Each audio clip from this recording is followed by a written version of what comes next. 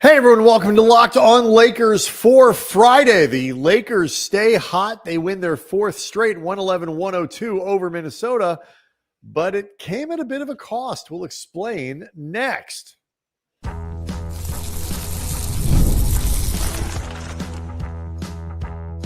You are Locked On Lakers, your daily Los Angeles Lakers podcast, part of the Locked On Podcast Network, your team every day.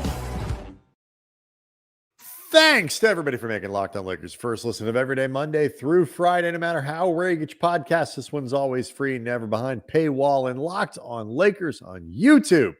It's over 33,000 subscribers. We're all hanging out, talking to us, talking to each other, and celebrating yet another win for the Lakers. This one, 111-102 over the Timberwolves at the Crypt on Thursday. Lakers, of course, will be taking on the Clippers tonight, Friday night, in the first of a just everything. I guess technically is a home, some version of a home and home when it's the Clippers.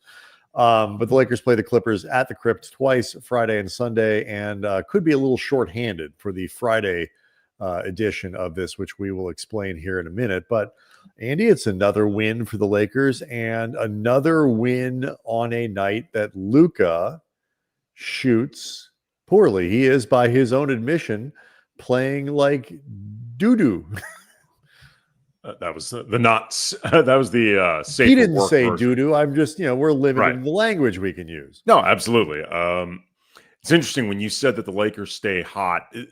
They won this game, but this was not a game where they looked particularly hot as a group. We'll talk about Luka shooting, and it's a continuation of what's been as a whole a rough stretch for him since joining the team, but they missed 14 free throws. Thank God Austin Reaves apparently did not get the team-wide pact, like the memo that they were just going to miss everything at the line.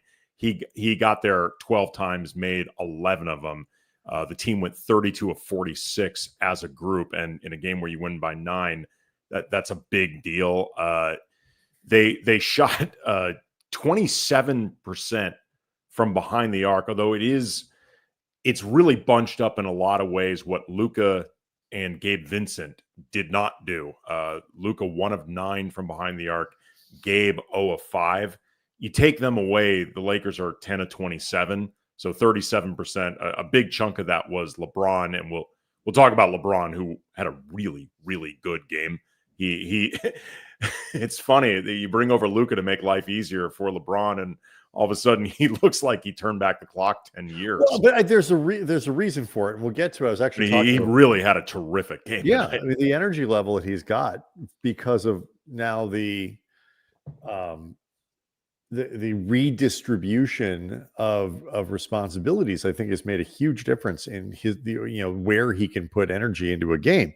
But I think it is this is the 6th game that the Lakers have played with Luka, and they are 4-2. And I don't think he's played,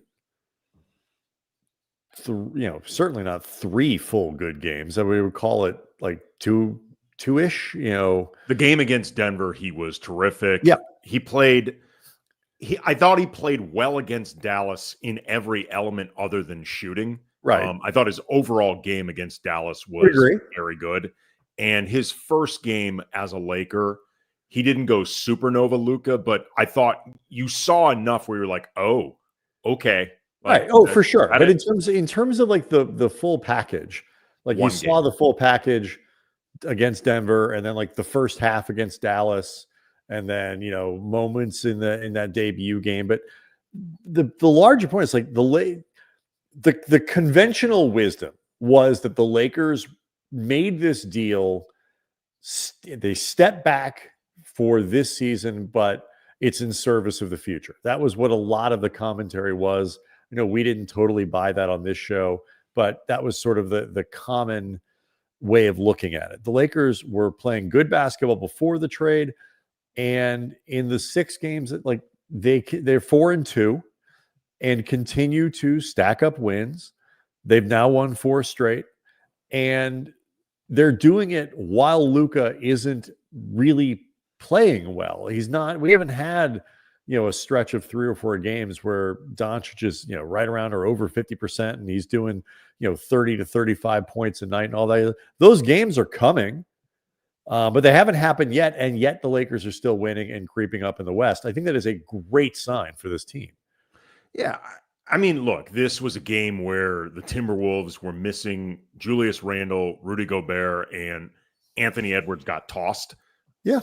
And side note, with him getting tossed, this was 16th technical. He got numbers 15 and 16 tonight, which led to his ejection, threw a ball into the stands.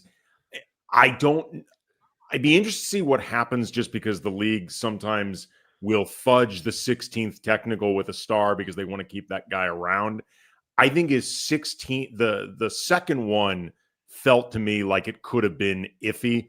The problem is, though, he might have offset that good grace by throwing the ball into the stands. The flip side could be, had he not gotten that iffy tech for 16 and getting tossed, then he would not have tossed a ball. So it's very chicken or egg. The whole thing, all those events were certainly interrelated. And I will, in Ant's defense, when I first watched the play, in real time, I thought he both pushed off on Gabe, which that part I think he did, but also that he kind of took a little bit of a dive. It wasn't until I saw a couple of the replays where you saw, I don't think it was intentional, but you saw Vincent's leg pop up when he loses his balance and he basically kicked Ant behind the leg. And so on the back of his leg. And that really is what made him go down and ticked him off. So I think maybe that too could play in Ant's favor, but again, the league and ask people who cover, you'll hear Tim McMahon from ESPN, who's covered Luka for years. I've heard him talk about how Luka's 16th tech will often be a repeated 16th tech because the league is really trying to keep the guy on the court. And they're just like, look, bro, don't keep doing this. Right. A week later, bro, don't keep doing this again. A week later, bro, seriously, don't keep doing this again. So maybe that keeps Anthony Edwards out there, which I hope, because the league is better when Anthony Edwards is playing. Yeah, the Wolves are playing Friday night against Utah, so they'll certainly want Anthony Edwards out on the floor. We'll turn our attention to LeBron here, but it is worth in the next segment. But it's worth running through. I mentioned the cost of this win. Rui Hachimura left the game in the second half with a knee injury. He was moving very slowly. If you see the shots of him in the tunnel heading back to the locker room, JJ Redick didn't really give much of an update beyond knee injury. Knee strain is what they call it. Yeah, knee strain, they call it. He wouldn't speculate. I suspect he will not play. I suspect, Jackson Hayes took a hard fall and he hurt his hip, but he did stay in the game. LeBron looked like he tweaked a hammy. Stayed in the game, but you know how those things are. A lot of times it's when you wake up the next day. That's essentially what LeBron said. Is we'll see how it feels in the morning, whether or not he'll play in the back-to-back. And then Jared Vanderbilt and Luca haven't been playing in back-to-backs. So some combination of those 5 guys, starting with Rui, who was I would be shocked if he played on Friday, are not going to be in this game, which to me is the most valuable part of this cushion that they've been able to build up, separating themselves from the group, the play-in group, is it affords them the opportunity to sit guys for a game or 2 or 3 if you need to make sure that nobody plays through injuries that are going to make it worse, just because you're trying to make sure you make the tournament in some way, shape, or form. Well, if Rui misses tonight's game against the Clippers and you're not going to have you're not going to have Vando and Luca because of a back-to-back anyway, at that point, I would just sit LeBron if you have any concerns at all, because you're playing from a place of disadvantage anyway. You might have to just chalk that up as a last-minute scheduled loss and then get it back on Sunday, hopefully, with at least more guys available. You don't want to aggravate this thing with Correct. LeBron under any circumstances, but especially if Rui, hopefully this is not the case, but if he misses a couple weeks, then you really don't want to have to go any extended period without LeBron at all. And you have the luxury of doing that based on how they've been playing and where they are in the Western Conference. LeBron, this was really a LeBron-fueled victory for the Lakers. There's a different energy around this man, and it is extremely positive for the Lakers. And I think the Doncic trade is certainly has a big role in it. We'll explain next. Locked On Lakers is brought to you by FanDuel. When the game tips off, the NBA action is just getting started, and there's no better place to get in on it than FanDuel, America's #1 sportsbook. With FanDuel, you can place bets throughout the game, so even if you miss the opening tip-off or want to bet on a fourth quarter comeback, you can stay in the action. And if you're looking for a bigger payout, you can combine your live bets into a same-game parlay. There are features like live betting that keep every moment of the game exciting, whether you're backing your team for a late game rally or picking a player to hit a clutch three. You're never going to feel like you missed your chance to get in on the action. Plus, the app is really easy to use, and when you win, you get paid instantly. Right now, new FanDuel customers can get $150 in bonus bets if your first $5 bet wins. Visit FanDuel.com to join today. That's FanDuel.com for your shot at $150 in bonus bets. Make every moment more with FanDuel, the official sports betting partner of the NBA. A reminder to everybody, you can get yourself the Locked On Lakers newsletter and have it arrive in your inbox every single day. Go to LockedOnDaily.com and you subscribe to it. Click on Locked On Lakers and the newsletter is yours on a daily basis. Great breakdowns of what we're talking about on the show and some of the big themes around the team, but also good analysis from around the entire NBA channel. So a great way to keep up on the league.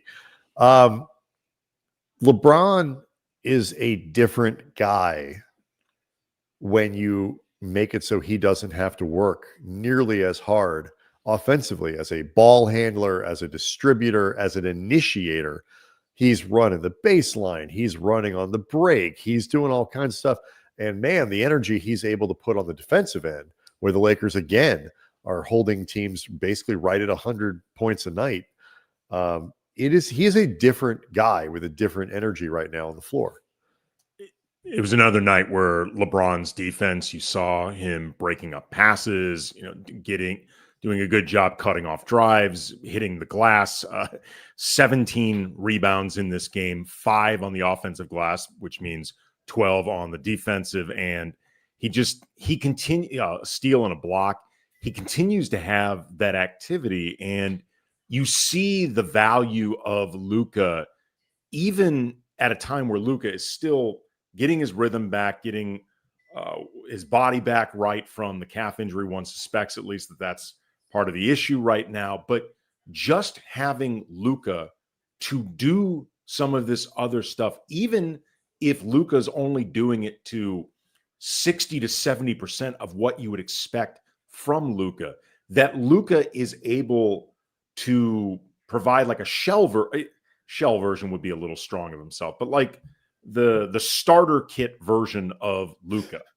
I mean that as a compliment to Luka, because he's this version of Luka is nowhere close to what he can do. Oh, for sure. You're talking about 21 points, 13 rebounds, and 5 assists, and going, we're not even near what that is for a standard Luka output.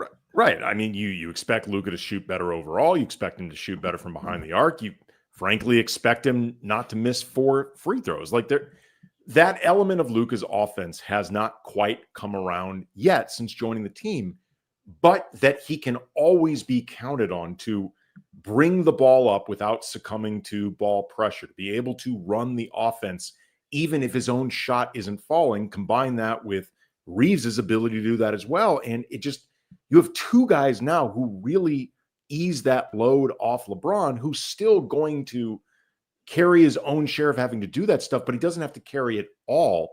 And LeBron now seems very activated and engaged. Like, and he's very dialed in, I think, not to just the responsibilities of doing that, but like, this is my job now. Like, this is part of what I'm doing. And to LeBron's credit, he was doing it pre-Luka. Like, LeBron's been playing this level of defense for like about 6 weeks. The difference is now, since Luka, he can do it with it being easier overall, as opposed to doing it before, but you really worried about the effect on him. 33 points, 17 rebounds, 6 assists, 7 of 10 from the line, 4 of 9 from downtown. And I think this is his high water assist mark since Doncic joined the team. Keeping in mind too that LeBron, they also have Austin Reaves around, and like you mentioned, Andy, Reaves was one of the only guys who didn't get the memo about you're supposed to miss your free throws. He had 23 points, got the line 12 times. The Lakers, it's not. By the way, it's not LeBron's high. It's close, but it's not. Yeah, I mean but the assist numbers are going down, and that is not because LeBron has forgotten how to pass or has become unwilling to pass. It's because he doesn't have to as much. He's on the receiving end of much more of the offense than he was before. And I can be honest with you, Andy, I know we talked about this. When you change the experience, I realize people think that, it's going to be an ego problem for LeBron to accept being the A2. If Luka's the A1, then LeBron is the A2, or 1A, 1B, however you want to do it. It really depends. I mean, finish your thought, but I just want to say it depends in some ways how you look at it. But continue. I just think the team went from being Luka's team, LeBron's team, unquestionably, to now the Lakers are built around what is best for Luka. And on the floor, JJ Redick said, we're going to run the offense through Luka and all that. So, like, at least in those ways, Luka is the 1A and LeBron is the 1B. I think the fact that he gets healed now, but it opens up this whole kit of stuff that LeBron has not really been given the opportunity to do on the floor, certainly not in years. I just think this is stuff that makes the game interesting. This is a different puzzle and a different riddle and, a different challenge for a guy who has, in a lot of ways, served, executed on the same challenge for 22 seasons. And so to have this different thing to do, a different thing to prove to people that you can do, all of this stuff, I really do think there's an element here similar to the interest that goes with the challenge of being, I'm 40 years old. Let's see if I can play lockdown defense every night. It's kind of fun. Let's see if I can do that. I think there is a part of LeBron that enjoys the challenge of being put in a different spot on the court and being asked to do different things, because he knows damn well he's still LeBron James. It's not like this stuff goes away. And he also knows, I think, Andy, that come playoff time, all of this extra energy that he's been able to store up because he hasn't been in as much of a grinder for 25 or 30 games is going to come out in the postseason. I'm sure there's some part of LeBron that enjoys something different to do, different challenge, whatever. I think the thing he appreciates the most is just that he doesn't have to kill himself to do whatever task is in front of him. And to play this level of defense, again, LeBron committed to it well before the Luka trade, but the Luka trade makes it considerably easier. And I think no matter what you were putting on LeBron's plate, even if you wanted LeBron to be the ultimate offensive engine and you provided a way to make however that was going to happen easier, he would appreciate that. It's a different challenge, but it's a different challenge that's being offset by certain elements being made easier for him. I don't consider it so much a different challenge as it just is like a different setting to do the things that we've always known LeBron is capable of doing. It's really more a matter at this age, like how do you have to ration off the energy and why, and what is that over the course of an entire game? And, earlier in the season, and this is when LeBron's defense was more of a thing, we used to talk about how LeBron, out of, in a lot of ways, necessity, would have to ration some of his energy over the course of 4 quarters that would even sometimes show up in his offense. And no matter how much you understood that being a necessity because of age and the mileage, there's still a trickle-down effect from it that the team would have to deal with. Now there's just less of a trickle-down effect. And it's the best of all worlds for everybody. There isn't a better person on the planet to finally be the guy who really does lighten LeBron's burden offensively than a guy who's as close to anybody in the NBA to replicating the skill set. And that to me is the beauty of this. I was laughing with a friend of mine, we were talking about it today. It's like LeBron's can play for another decade. I'm like, he might, if he wants to, but like the lengthening of his career, you see what he's able to do. There's just so much more running. It's just running. He's like moving and running, and like doesn't have to bust through as many bodies or break guys down on the perimeter. He's going to see far less double coverage every time he touches the ball because of Luka's gravity. And oh, by the way, you still have to honor Austin Reaves. Like easier is exactly right. And if it just means he's got to run a lot, Jesus, he could play. He could definitely play for another few years. It wasn't all pretty though for the Lakers, Andy. Obviously, the offense certainly got stuck in the mud. And it once again, these switchy defenses were hurting the Lakers. We'll talk a little bit about what we saw next.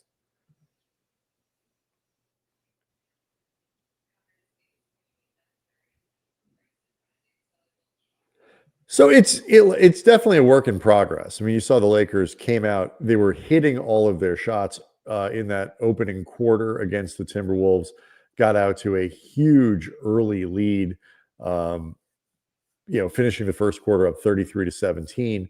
But after that, it was, the game was played pretty evenly. Minnesota a few times threatened to take a lead. They never really did. But, the offense isn't clicking, and they are certainly very reliant on the D. I'm not particularly worried yet, but there's a lot of room for improvement on the offensive side of the ball. One of the things I think is interesting right now with Luka and the outside shot that really is not falling, some of these that he's putting up, in particular the step backs, like I know that's Luka's weapon when things are like, when Luka becomes unguardable, that's the shot that's really dropping down. What's happening right now with some of these shots that they feel borderline forced at times. It reminds me of earlier in the season when LeBron was going through that brutal stretch from behind the arc, and it felt like LeBron was kind of trying to work his way through the slump in like sort of on company time, so to speak, in real time. And ultimately what ended up being the thing that got his shot back was the time he had away from the game, the time off from the in-season tournament and the couple games that he missed, time away from the team. And the Lakers don't have the luxury of doing that with Luka now. And I don't think Luka would want to do that anyway. And you shouldn't be doing that for somebody who's today 26. Happy birthday, Luka. He turns 26 on the 28th. He'll be playing as a 26-year-old, maybe against the Clippers tonight. We'll see. At least watching as a 26-year-old. Yeah, I didn't love it with LeBron, and I said it then. I don't love it with Luka now. I get it. Like I understand it.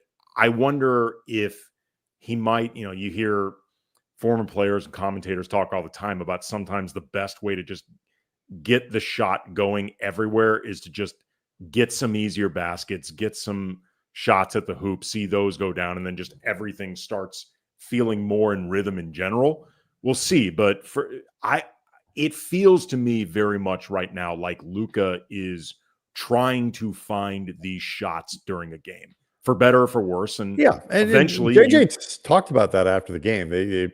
They're happy with his shot selection. They're happy. It's like he's Luka Doncic, and JJ's every player goes through stretches like this, and there still is a lot that he's adjusting to with coming back from injury and playing his way into shape. And it's like I am, especially since they're winning, I'm certainly a couple weeks at least away from any real level of concern, because what's really missing here is the shot. And if the shot starts to fall, the other stuff, which the passing and the ability to get in the lane, and, certainly he got the line, getting the line 12 times against the Timberwolves, like that aspect of it, drawing contact, changing speed, delivering the ball, all that stuff, that's all been fine.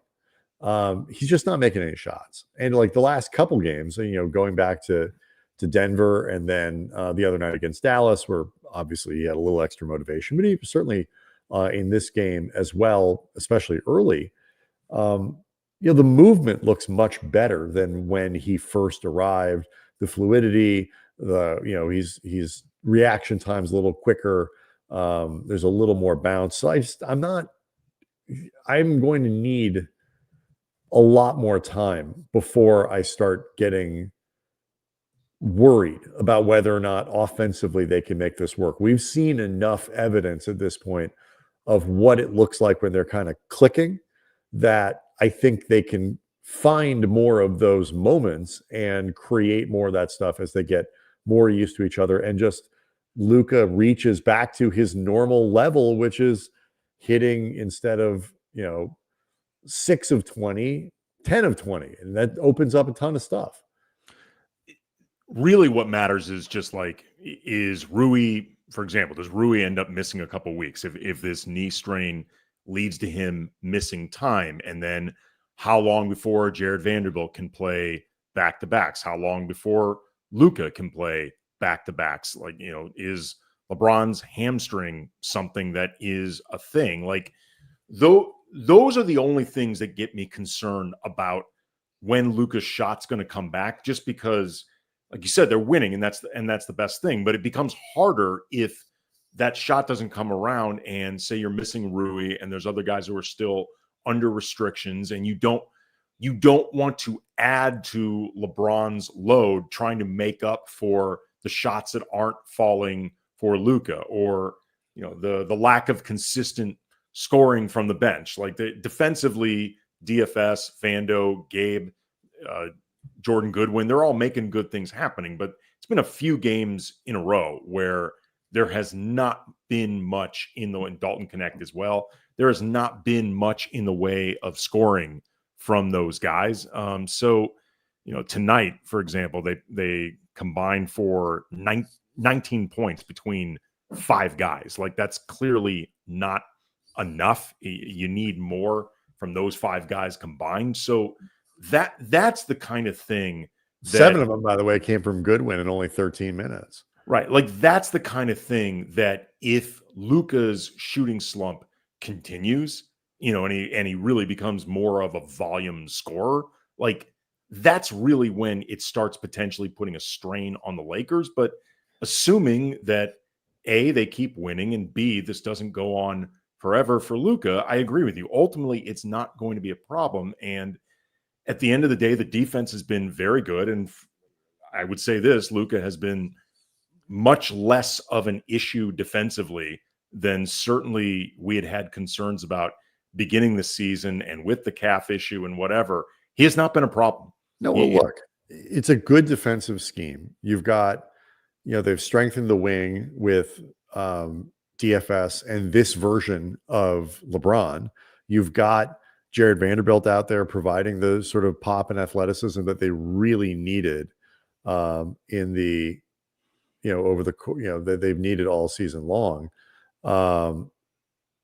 And so they're a much different defensive team than they were earlier in the season. And they've found an identity and a style in which they want to play. And they are, look, I mean, JJ was asked about it after the game.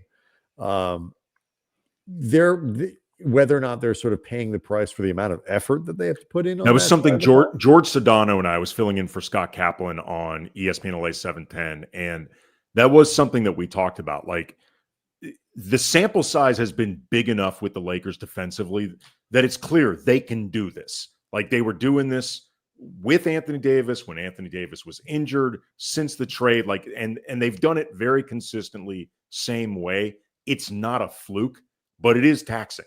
And I think that is a legitimate question for the next couple months and how long they're in the playoffs. Like, right. And, and again, I'll say it, like, this is where a little bit of cushion makes a difference. Like, they're not, I mean, they have a chance to finish in the top 4. Like, they are a game and a half after Thursday's game, a game and a half out of the 2.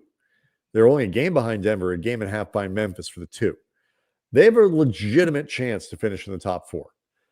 And that would be a great result. Like, that you're hosting not only you get the long break in the for the while other teams are in the play-in, now you're hosting a first round. This is not something for the newcomers to the show. Hosting the first round was not something we were talking about 6 weeks ago. No. And so, but you don't need to be in that. Like, if you have to back off a little bit 4 games to allow guys to rest, to sit guys here and there, and you compromise your defense, the point is that they've shown that they can do it for long stretches of time. They believe that they can do it because they've seen it. They know how to execute a game plan. The coaching staff has found something in terms of how they draw stuff up to play to this team's strengths. And so when you get back into the playoffs, I think that they're going to be a team that defends. And that, to me, is the reason. The consistency of the defense over this long stretch is the reason I am far more optimistic and actually sort of moving beyond the Lakers have a puncher's chance to advance a round or 2 in the playoffs to the Lakers have as good a chance as any team, other than, I guess, Oklahoma City, to advance 2 or 3 rounds in the playoffs. Oklahoma City still should be considered the favorite to come out of the West. They're 9 games up in a conference with, I think, 10 teams over 500.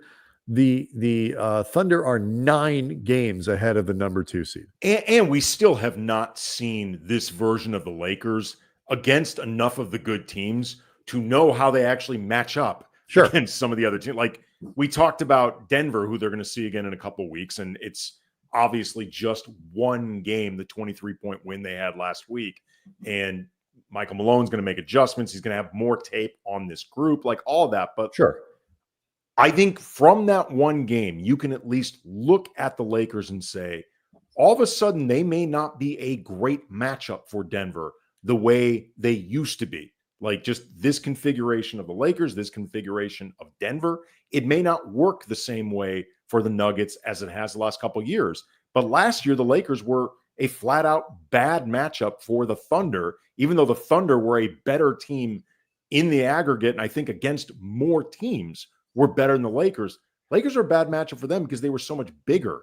Now, OKC is bigger than them. So I don't know how they look against the Thunder this year. We're going to find out. And that's what honestly makes this period for the Lakers really damn fun, because it's rare to have this many surprises this late in the season. Like, it's honestly really fun to have this little predictability, but still reasons to be optimistic. It's awesome.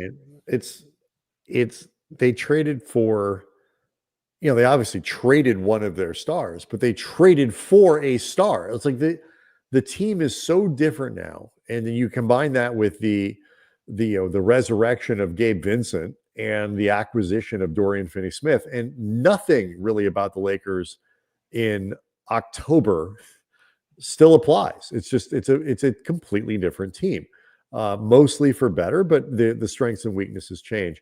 No point really in previewing the Friday night game against the Clippers because, quite frankly, we don't know who's playing.